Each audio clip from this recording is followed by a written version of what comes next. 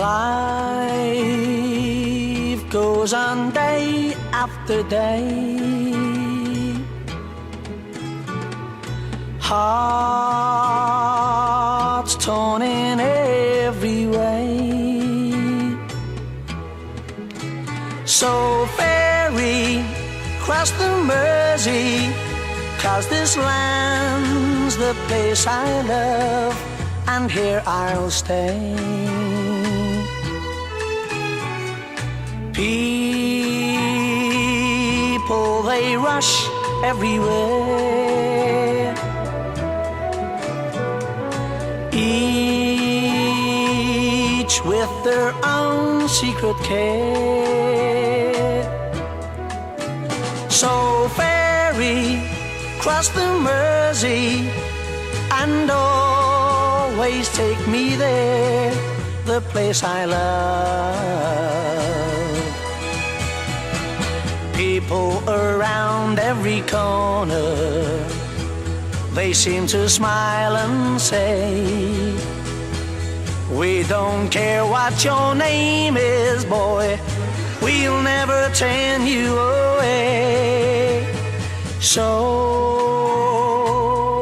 I'll continue to say,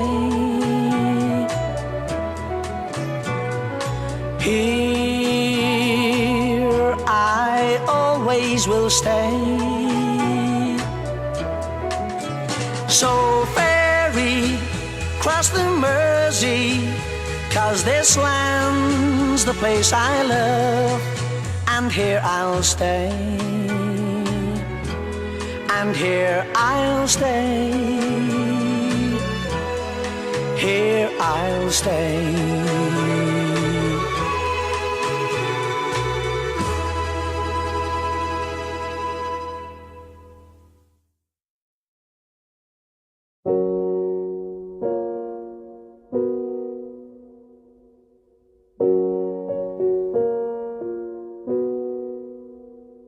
I took the supermarket flyers from the windowsill.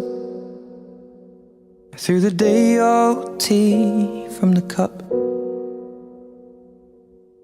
Packed up the photo album Matthew had made, memories of a life that's been loved. Took the get well soon cars and stuffed animals, poured the old ginger beer down the sink.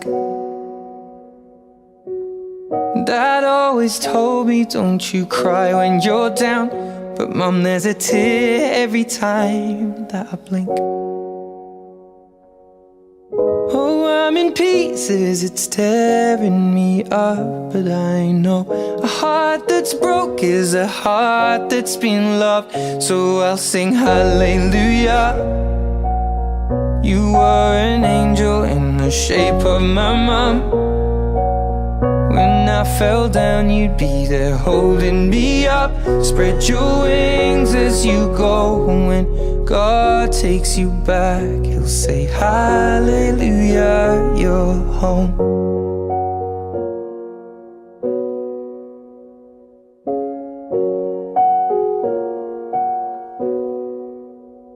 Fluffed the pillows, made the bed, stacked the chairs up, folded your nightgowns neatly in a case. John said he'd drive, then put his hand on my cheek and wiped a tear from the side of my face. And I hope that I see the world as you did, 'cause I know a life with love is a life that's been lived. So I'll sing hallelujah. You were an angel in the shape of my mom. When I fell down, you'd be there holding me up. Spread your wings as you go. And when God takes you back, He'll say hallelujah, you're home.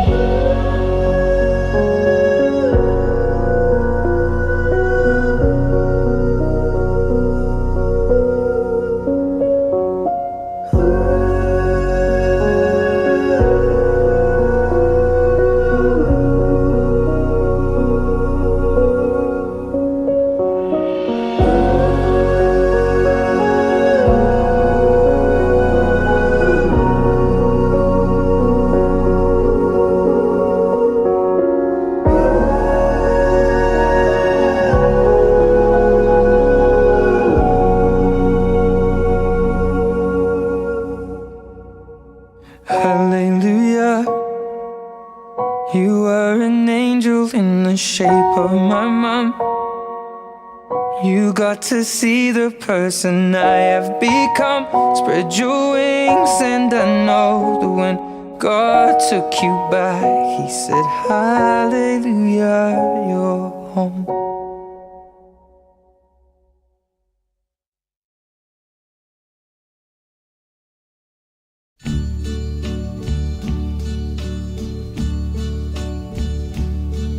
And now the end is near, and so I face the final curtain. My friend, I'll say it clear, I'll state my case, of which I'm certain.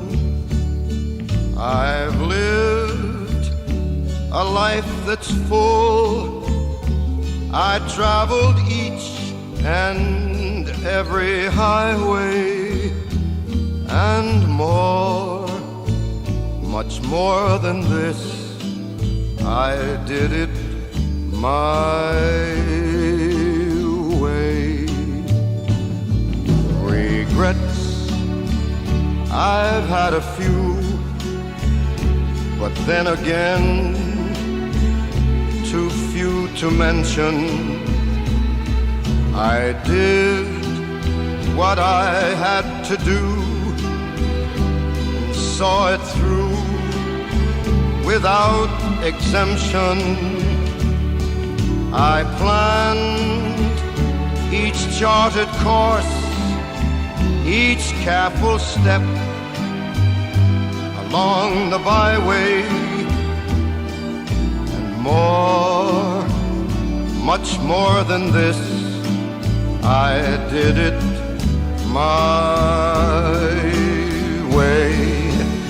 Yes, there were times, I'm sure you knew, when I bit off more than I could chew.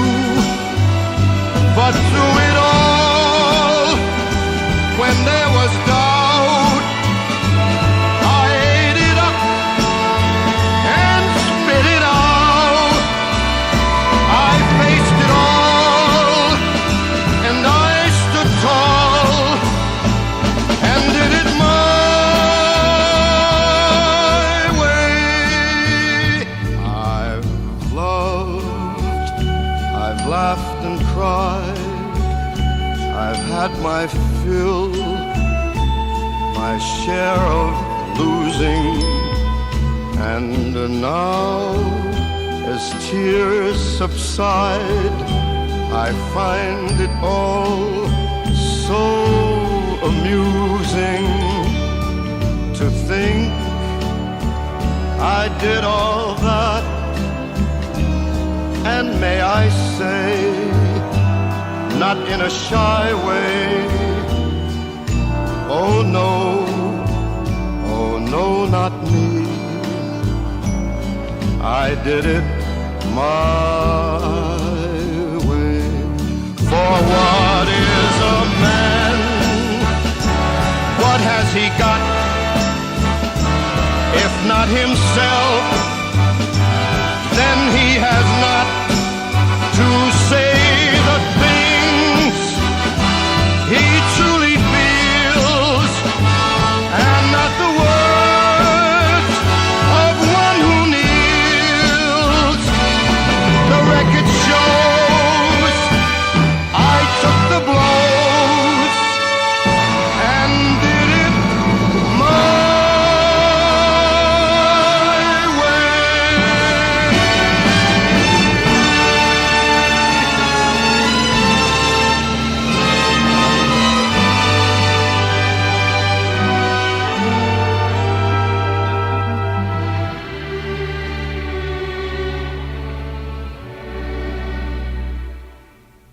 yes, it was my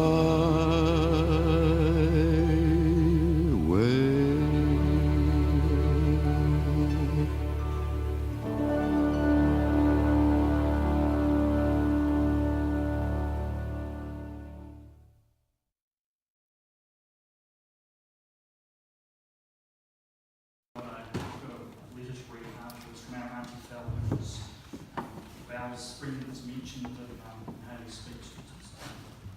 So, losing your parents is one of life's most significant challenges. And speaking from personal experience, having lost both of ours now, it tears up the anchors that we established at an early age and that we come to rely on in life. And Val was certainly an anchor in our lives that we relied upon for comfort and support. She, along with Hayley and Naomi, will always be family to us. And for Val especially, a link to our past, having shared many memories with our parents and other family members of that generation. And Greg's going to talk about that a bit as well in his talk. Val personally was many things for me. She was my godmother. And to me, she certainly fulfilled this role and responsibility to the fullest. She was always interested in being part of our lives and was keen to be involved in understanding that we were up to in life. She's obviously an auntie to me, as these guys have already said. We considered her family. She was as good as all my blood aunties are. And we have many fond childhood memories of spending time as cousins together in Armstable and having lots of adventures. She's also been a mother figure to me. After losing our mother to cancer in 1988, I know that Val felt a duty to look after us and keep a watchful motherly eye over us. She also stepped in as proxy mother whenever she felt she needed to, and also for those significant life events like weddings and so forth. At some point, and it's hard to pinpoint when this happened, but Val became the fairy godmother, so that was our calling on that one. And more specific, it was a name that was called by my wife Jane. One which came to give rise to great amusement at times, because of course my wife took great delight in introducing or referring to Val as Martin's fairy godmother, and it always got the same sort of response, that sort of eyes raised, oh yes, sort of, what's this all about? But in the end, that name sort of came to mean and communicate what Val really meant and has been for us. And it was sort of the perfect substitute name for the grandmother role that she went on to occupy for both my children and Greg's. It also seemed to embody her magical sort of characteristics and traits, and of course that was matched by her fairy-like stature and the fidgety need to always be busy, as Haley's talked about. There are too many fond memories to recount, but two that spring to mind that I'm sure she wouldn't mind me sharing, because we want to bring a smile to this sombre occasion, is firstly, the one that sticks out, is the time that she actually almost had us convinced that she had fairy-like powers.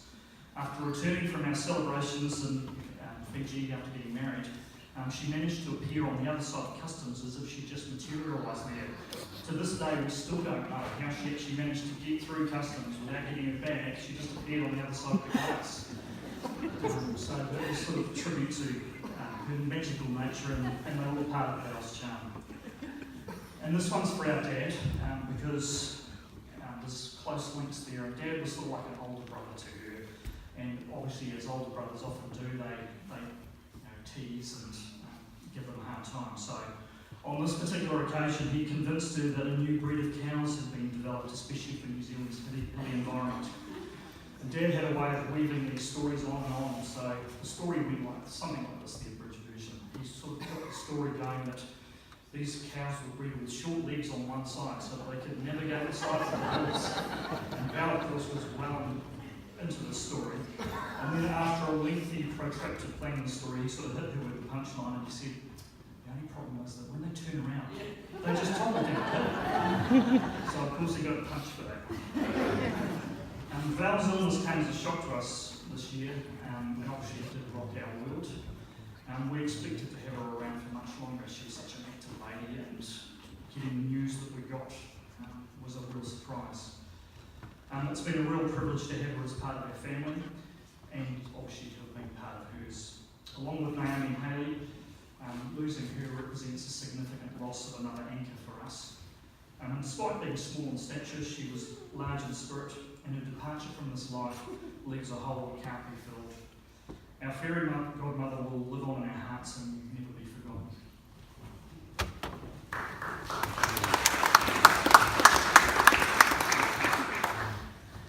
Hello. It's a little bit hard to know where to start when you're talking about someone who's been part of your family since before you were born, and has been recounted by Hayley, Naomi and Martin. Our parents grew up in the same village together, and and our dad was engaged to Val's sister Jean, and our families have been threaded together forever, or ever since. And Val has always been our Auntie Val, and has been a constant in our lives, and she outlived both her parents.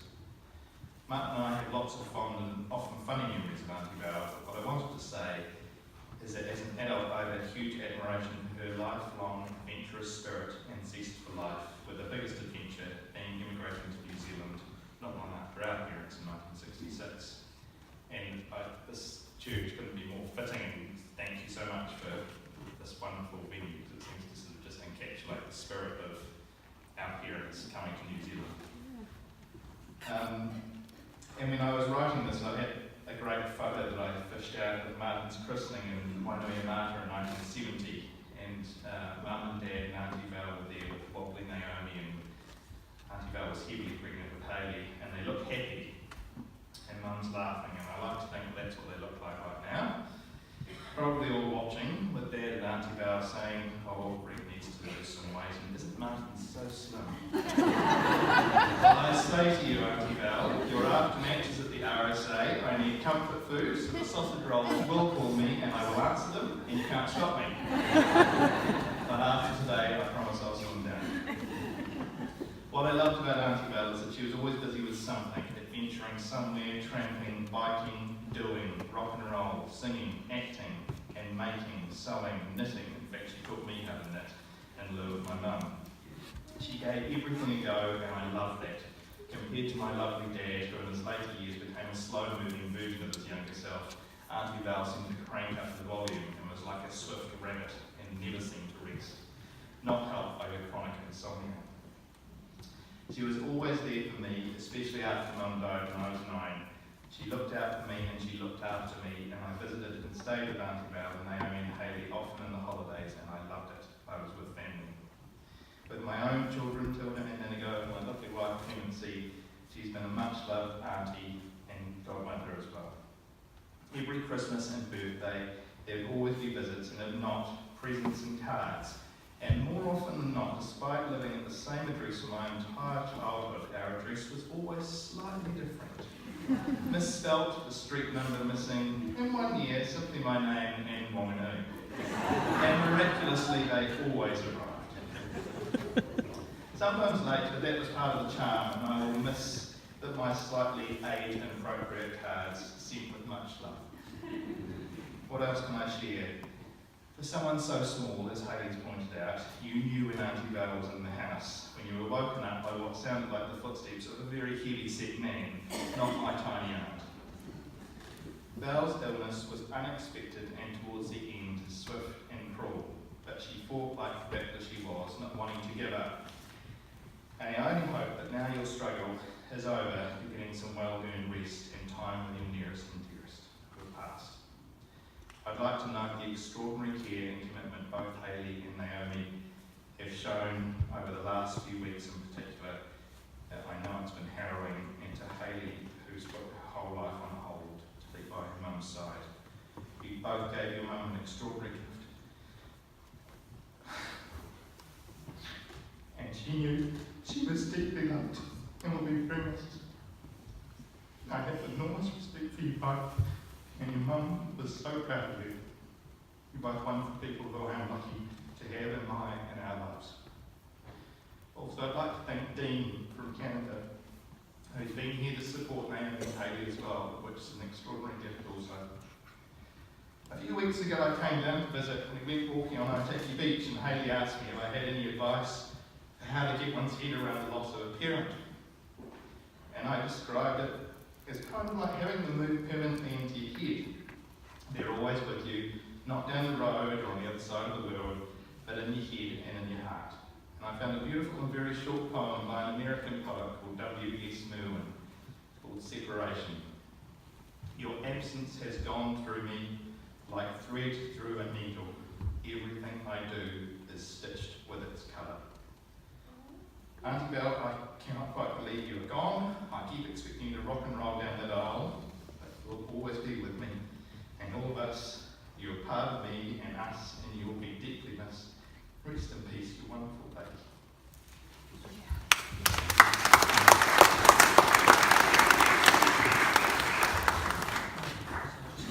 words from us. This is from Auntie Phil on behalf of the UK family. So, to Naomi and Hayley, these are a few thoughts that I have about your mum. I could go on endlessly. There are so many memories. My first memory of Val was her racing across the playground at Southern Secondary School in our hometown of Ellesmere Port in England to tell me that my brother Ken was going out with her sister Jean, and we could end up as sisters one day. Sadly, this was not to be. However, we became that close as friends. We felt like sisters. We had exploits that may seem very tame by today's standards, but would remain in our memories forever. We went dancing, church, girl guides, holidays, shopping to Birkenhead Market for material, and then we would rush home to make dresses we would wear that night at quaint ways in Chester or Grafton Rooms in Liverpool. Val and I went on holiday to Butlins in North Wales, where we paraded around the camp in our shorts and t-shirts during the day, and then danced the nights away in the clubs and ballrooms. When we later visited New Zealand, Keith and her took us to the South Island, and Val and I went skipping off down the paths of the Pancake Rocks like nutters instead of behaving like 50-year-old housewives we were. Did she ever behave like she should? When she came to England, she cooked what Harry, my uncle, always describes as the best fish pie he ever tasted. Stealing the show again, Val, it was like reliving our youth, shopping for bargains. I only have to hear Buddy Holly, Wake Up Little Susie, or the Everly Brothers' Dream, Dream, Dream, or Kathy's Clown to bring her to mind. We wish we could be there to celebrate her life and give her two beautiful girls a cuddle. We did it well. We will never forget you, my little pal. I love you loads, sleep tight, keep dancing, Val, Harry, Chris and John, and all many friends at the moment. So that's us, ladies and gentlemen. But probably the last thing I'd like to do, in the honour of the fairy godmother, we never actually would girl or woman. It seems fitting at this point, but I finished by putting this on her casket. Thank you.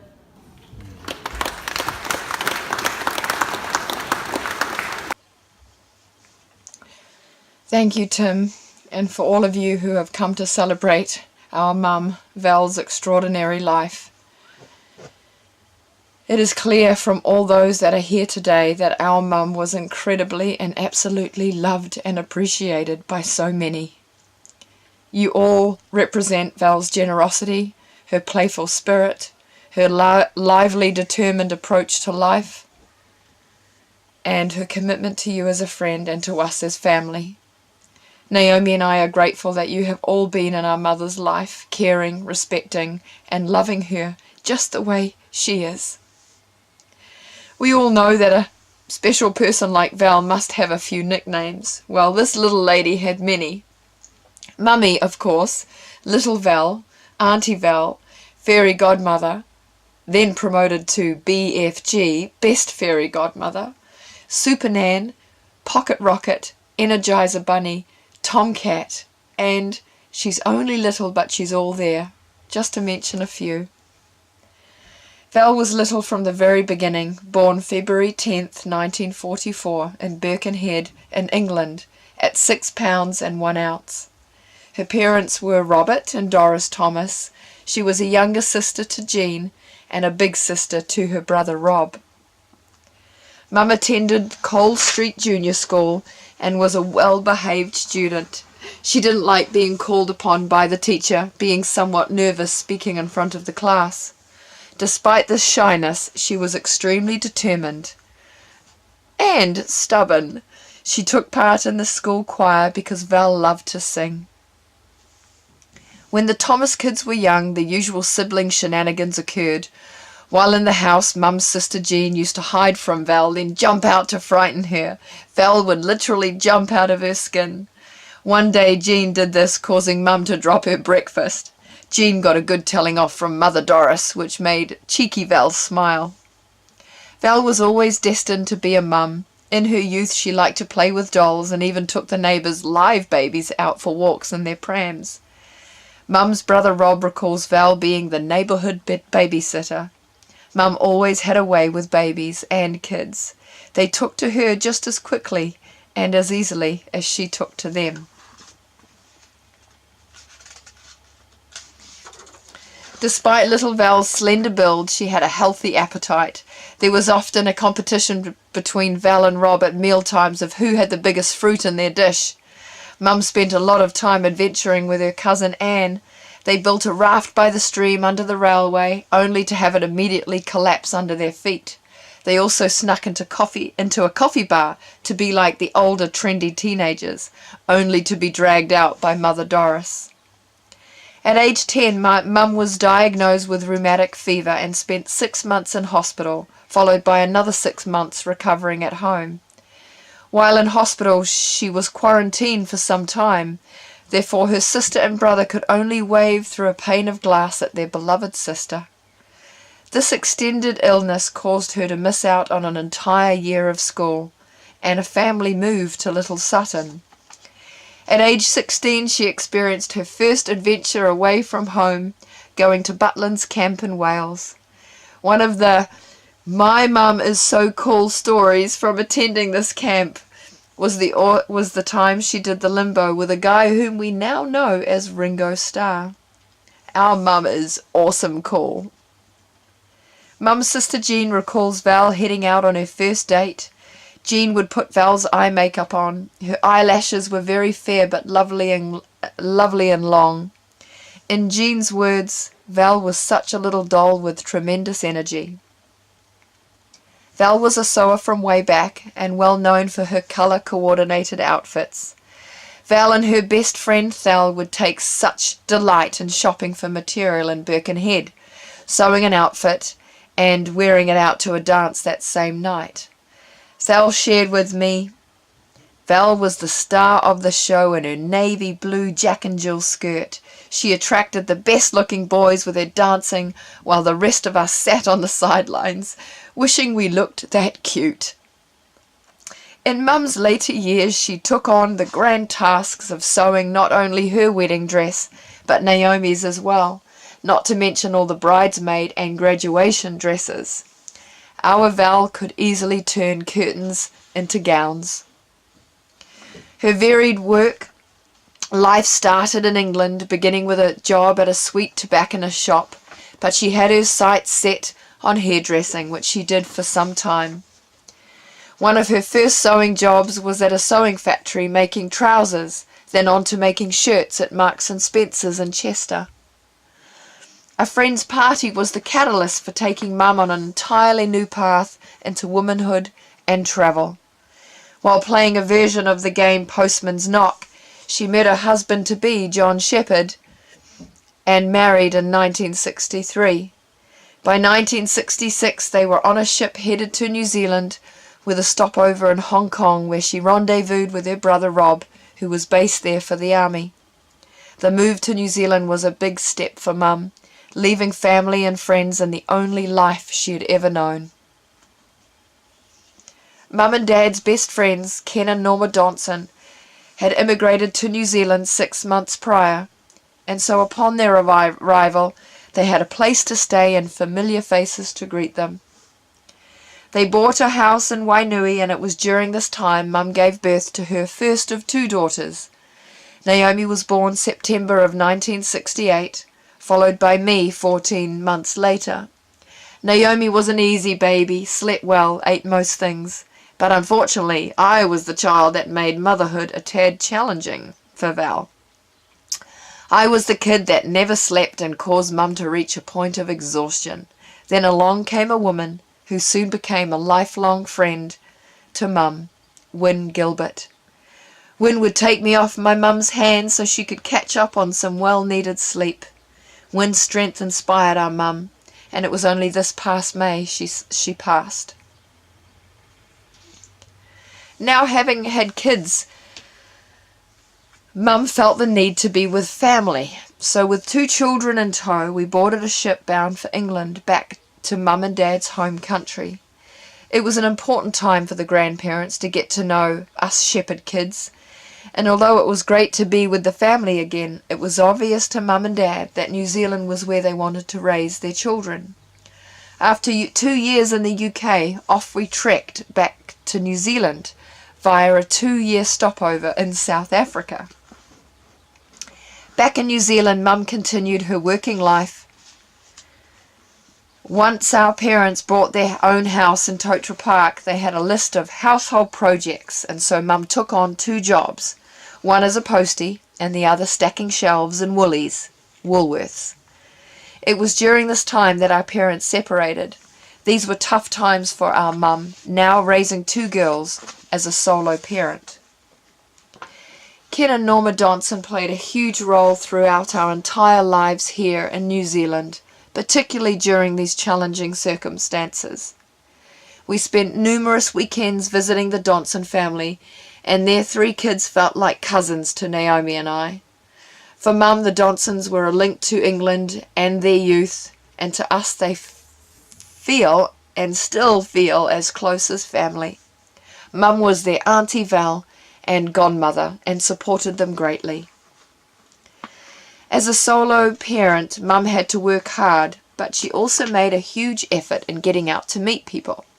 She joined the Dibbits, Do It Before It's Too Late, and Linkline in order to meet other solo parents who too had the desire to live life to the fullest.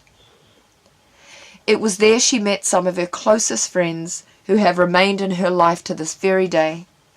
Tramping, canoeing, biking and travel adventures kept her fit and socially active, and her love for singing had her on stage with the Operatic Society both in the hut and in Otaki.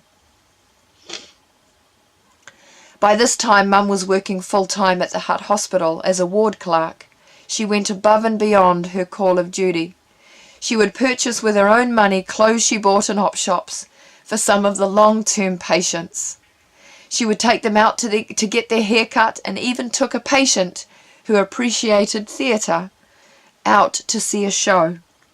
The Mother Teresa of Ward 4 comes to mind. During these latter years, a few significant events occurred in Mum's life. She married for a second time to Keith Williams. She lost her father to cancer, but was able to see him 6 months prior to him dying. A few years later, her mum died suddenly, and so another trip back to England she took. In later years, Mum decided to do a 6-month working stint in England, wanting to reconnect and spend time with her family. This ended up being a really important time, as it was the last the family would see of their Val. Despite the personal challenges Val has endured throughout her life, she has been a tower of strength and courage. When she set her mind on something, nothing could get in her way, despite the obstacles that lay in front of her. Frequently travelling to England to see her family, meeting her newly discovered half-brother in Adelaide, visiting me in Canada and going on adventures to exotic islands with Naomi, as well as weekends away with her friends, were all things Val incorporated into her life, even though it took a whole lot of extra effort and money that she didn't actually have. One of her biggest dreams was moving near and living close to a beach. She did what it took to fulfill her dreams, including in her older years working 2 jobs, which definitely took a toll. Mum wasn't afraid of hard work. She had endless amounts of energy, and she squeezed every bit out of life she could, and all with very little sleep. On a single wage, she owned her own house, a car, and travelled with the money she saved. Val has hemmed your trousers, made you curtains, given your children beautiful dresses personally chosen. She has stroked your arm to ease your worry, tirelessly visited you in hospital and nursed you to better health. She always remembered your birthdays, often sending a handcrafted card. She has listened to you and offered her advice only when asked. For those that joined Mum for coffee will remember her extensive order. Small, decaf, half-strength, soy, cappuccino with cinnamon. She was the op shop queen, constantly finding deals and often buying them for others. She was the belle of the ball, always dressed brightly and beautifully. Her heart was generous and kind. Who wouldn't hurt a flea? unless it was a New Zealand wetter that's scurrying by her feet, and then watch out, wetter. She walked with determination on her heels, and so for a little lady it was astonishing how it sounded like an elephant was in the room. She was probably one of the worst navigators I've ever known, with the most impressive no sense of direction. But without fail, Mum always gave it a go. She was easy to please and easy to tease. Her friend Tom delighted in calling her a blonde, which was followed by a good thump on his arm afterwards. I remember going 10-pin bowling with Mum, and on her first go the heavy ball went in the opposite direction from the pins, back towards where we sat and watched. I have heard her friends describe her as one of a kind, or I haven't met anyone else like her. Many of you have admired her strength and her energy, particularly as it comes from someone so petite. Mum made time for everyone, even though at times it stretched her.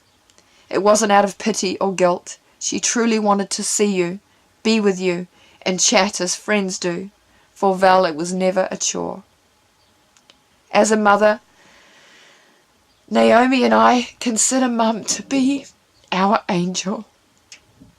And I can't help but imagine the angels who meet her in heaven will be fighting over who gets to take our Mum by the hand and show her the ropes.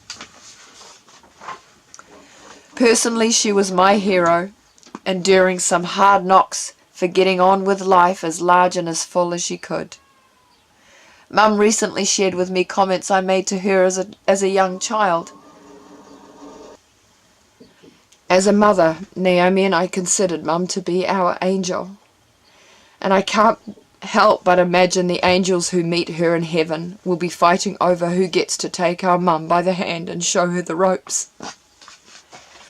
Personally, she was my hero, enduring some hard knocks but getting on with life as large and as full as she could. Mum recently shared with me comments I made to her as a young child. I am never going to leave home, Mum. I'm going to live with you forever. And you know who I'm going to marry when I grow up, Mum? You.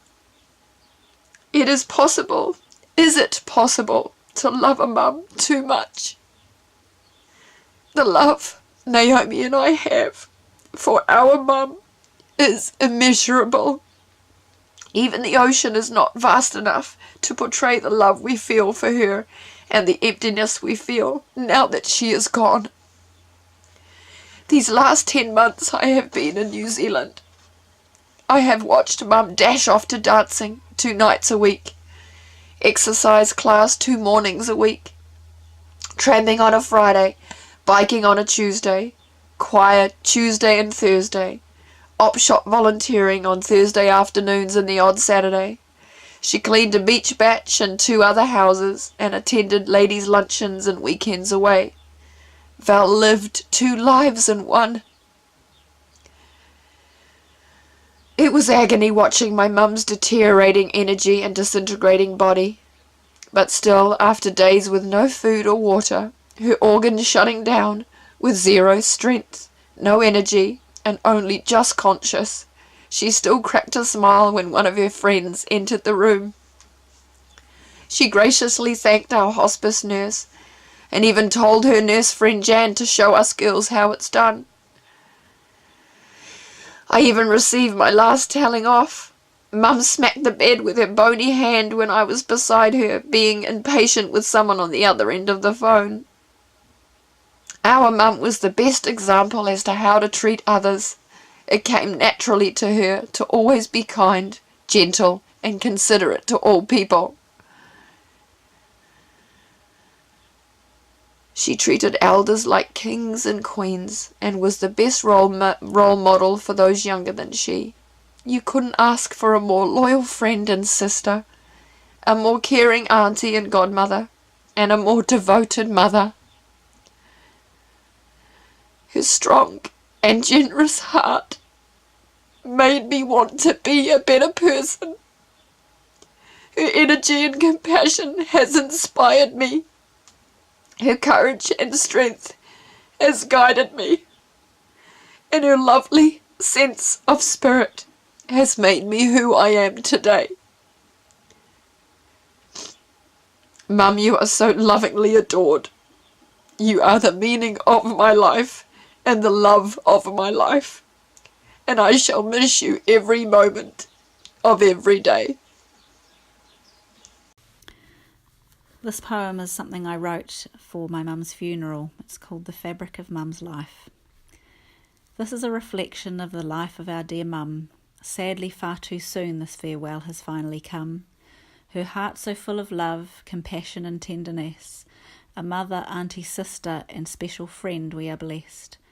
With a rich life full of friends so closely knit, like a carefully picked pattern creating the best fit. Sewn together with threads of generosity and kindness, leading her life of variety and with such graciousness. There was nothing stopping Mum from giving things a whirl, this singing, dancing, practical and outdoor loving girl. She enjoyed working together as part of a team, fitting in so well like an expertly stitched seam. There was always an outfit ready for any occasion, carefully matched with style so vibrant and fun. Like a magpie with an eye for a bargain or treasure, upcycling and creating items gave her much pleasure. So petite in size and delicate like a fine satin, where did she find the energy for all the life she packed in? Her lessons to me are to work hard and to be independent, to never stop learning and strive to be resilient. She had many a challenge but few complaints in times of strife. All these things make up the fabric of our mum's life. Our hearts are now heavy with sadness to lose you from our grip, but go on now, Mum, with a song in your heart and a dance in your step. This poem was read on behalf of Jo Thompson at Mum's funeral. Jo's a very dear friend of Mum's who she's known for over 20 years. The poem is called She Is Gone. You can shed tears that she is gone, or you can smile because she has lived. You can close your eyes and pray that she'll come back, or you can open your eyes and see all she's left. Your heart can be empty because you can't see her, or you can be full of the love you shared. You can turn your back on tomorrow and live yesterday, or you can be happy for tomorrow because of yesterday. You can remember her and only see that she's gone, or you can cherish her memory and let it live on. You can cry and close your mind, be empty and turn your back, or you can do what she'd want, smile, open your eyes, love and go on. Farewell to a dear family friend. I'm Michelle Block, and my parents Jan and Graham and sister Belinda have had Val in our lives as long as we can remember. Val's been a huge part of my parents' 51 years of marriage, and we grew up as friends with Hayley and Naomi. My parents met Val and John when they moved from England and settled in Wellington, where John and my dad worked together as mechanics at Wright Stevenson Garage. Mum and Dad have always been very social, and we grew up with lots of parties, music and the odd wine or two, and their parties wouldn't have been the same without our little Val. She could boogie and sing with the best of them, and did a great rendition of Helen Reddy's I Am Woman, Hear Me Roar. I have memories of her whipping her belt off and flinging it round her head. Our family will miss Val so very much. She was a fun, thoughtful and loyal family friend, but we're comforted that she's now in peace, and that Hayley and Naomi are still in our lives and will be part of our family always.